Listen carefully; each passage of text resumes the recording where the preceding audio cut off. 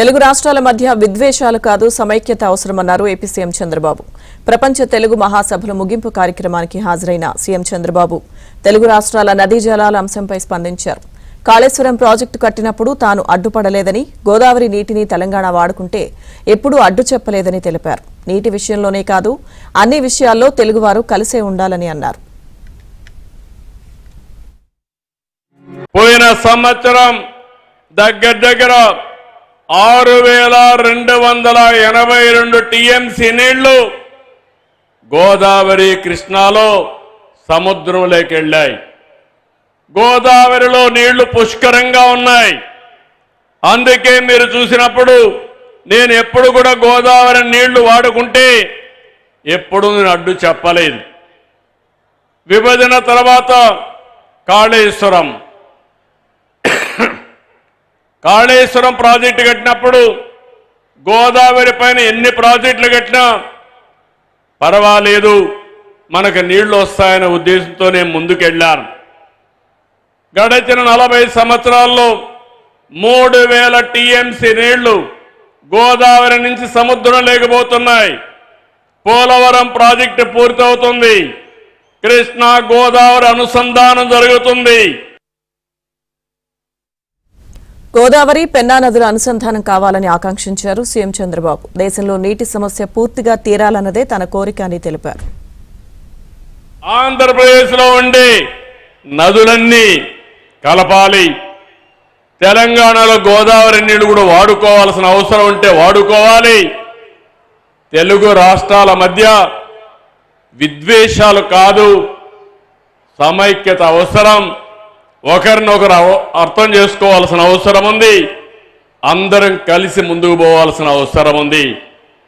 ఎంతో మంది త్యాగాలు చేశారు. ఇది రాజకీయ వేదిక కాదు కాబట్టి నేను అన్ని విషయాలు మాట్లాడను. ఐక్యత వరకే ఇక్కడ మాట్లాడతాను. మిగిలిన విషయాలన్నీ బయట చెప్తాను. కానీ నా జీవితాశయం ఒకటి, నీటి విషయంలో కానీ సహకారంలో కానీ తెలుగు వారందరూ కలిసి ఉండాలి. ఎన్టీఆర్ హయాంలో తెలంగాణలో ఎన్నో ప్రాజెక్టులు చేపట్టినట్లు సీఎం చంద్రబాబు తెలిపారు. కృష్ణా డెల్టా అభివృద్ధితో పాటు తెలంగాణకు నీళ్లిచ్చామన్నారు. 30 ఏళ్లకు మునుపు ఎన్టీ రామారావు గారు ముఖ్యమంత్రి అయిన తర్వాతనే నాగార్ సాగర్లో ఉండే ఏదైతే కృష్ణా జలాల్ని ఆ రోజు ఆంధ్రప్రదేశ్కు ఉపయోగించుకోవాలని ఒక పక్క ఎస్ఎల్బీసీ తీసుకొచ్చి ఇంకో పక్క ఎస్ఆర్బీసీ తీసుకొచ్చి సాగునీటికి దారి చూపించిన ఏకైక నాయకుడు నందమూరి తారక రామారావు గారు. ఆ తర్వాత మీరు ఒక్కసారి చూస్తే నేను కల్వకుర్తి లిఫ్ట్ ఇరిగేషన్ కానీ, ఏఎంఆర్ ఎత్తిపోతుగల పథకం కానీ, నెట్టెంపాడు కానీ ఇవన్నీ కూడా పూర్తి చేశాం కృష్ణా పైన తెలంగాణ ప్రాంతంలో.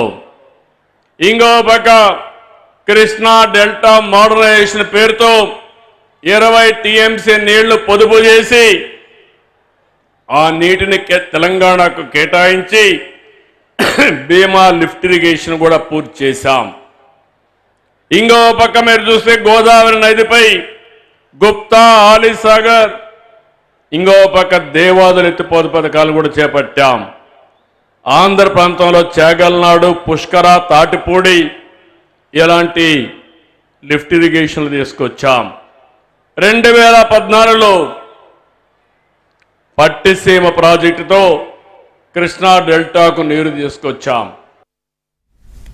తెలుగు భాషను కాపాడుకోవడం మనందరి బాధ్యత అన్నారు సీఎం చంద్రబాబు. దేశంలో జాతీయ భావన పెరగాలని, ఒకరి భాషను మరొకరు గౌరవించుకోవాలని అన్నారు.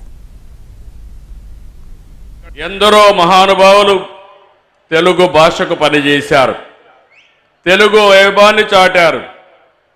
పోతన భాగవతం, శ్రీనాథుడి భీమఖండం, వేమన, సుమతి, భాస్కర పద్యాలు మర్చిపోలేం. ఇప్పుడే పెంబసాని చంద్రశేఖర్ గారు చెప్పారు, ఆయన ఏ విధంగా అయితే పిల్లలు పెంచుతున్నారో అదే విధంగా అందరం కానీ పిల్లల్ని పెంచగలిగితే తెలుగు భాష ఎక్కడికి పోదు, ప్రతి ఇంట్లో ఉంటుంది. ప్రపంచంలో మనం ఎక్కడున్నా మన భాష శాశ్వతంగా ఉంటుందని చెప్పి కూడా నేను మీకు తెలియజేస్తున్నా. అందుకే శ్రీకృష్ణదేవరాయలు ఆ రోజు చెప్పారు, దేశ భాషలందు తెలుగు లెస్స. ఇవన్నీ కూడా మన వారసత్వం.